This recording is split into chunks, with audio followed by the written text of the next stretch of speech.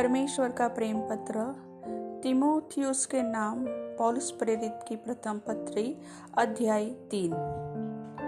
यह बात सत्य है कि जो अध्यक्ष होना चाहता है वह भले काम की इच्छा करता है। यह आवश्यक है कि अध्यक्ष निर्दोष और एक ही पत्नी का पति, संयमी, सुशील, सभ्य, अतिथि सत्कार करने वाला और सिखाने में निपुण हो, पियक्कड़ या मारपीट करने वाला न हो, वरन कोमल हो और न झगड़ालू और न धन का लोभी हो, अपने घर का अच्छा प्रबंध करता हो और अपने बाल बच्चों को सारी गंभीरता से अधीन रखता हो।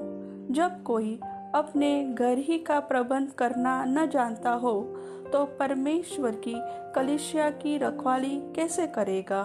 फिर यह कि नया चेला न हो, ऐसा न हो कि अभिमान करके शैतान का सा दंड पाए और बाहर वालों में भी उसका सुनाम हो।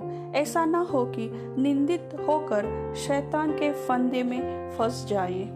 वैसे ही सेवकों को भी गंभीर होना चाहिए, दो रंगी, पियक्कड़ और नीच कमाई के लोभी न हो, पर विश्वास के भेद को शुद्ध विवेक से सुरक्षित रखें और ये भी पहले परखे जाए, तब यदि निर्दोष निकले तो सेवक का काम करे। इसी प्रकार से स्त्रियों को भी गंभीर होना चाहिए, दोष लगाने वाली न हो, पर सचेत और सब बातों में विश्वास योग्य हो।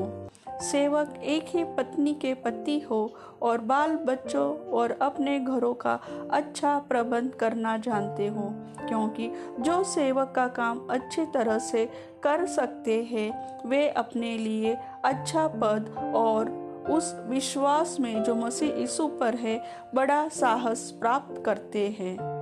मैं तेरे पास जल्द आने को आशा रखने पर भी ये बातें तुझे इसलिए लिखता हूँ कि यदि मेरे आने में देर हो तो तू जान ले कि परमेश्वर के घराने में जो जीवते परमेश्वर की कलीसिया है और जो सत्य का खंभा और नींव है, कैसा बर्ताव करना चाहिए।